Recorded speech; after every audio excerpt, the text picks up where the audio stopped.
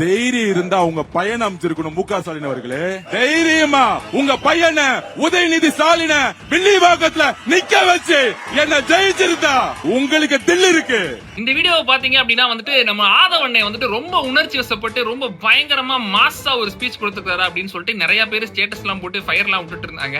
Stalin sir, உங்களுக்கு தைரியம் இருந்துச்சுன்னா உங்க பையனை, அதாவது உதயநிதி ஸ்டாலின் அவர்களை வந்துட்டு நீங்க வில்லிவாக்கத்துல வந்து போட்டி போட சொல்லி இருக்கலாம்ல அப்படின்னு சொல்லிட்டு இப்ப எல்லாரும் என்ன கேக்குறாங்க அப்படின்னா வந்துட்டு திமுக தங்களோட வேட்பாளர்களை அறிவிச்சதுக்கு பின்னாடி தான் தாவேகா வேட்பாளர்களை அறிவிச்சாங்க. அப்ப அந்த தைரியம் உங்களுக்கு இருந்தா நீங்க போய் சேப்பாக்கத்துல போட்டிட்டு இருக்கலாம்ல.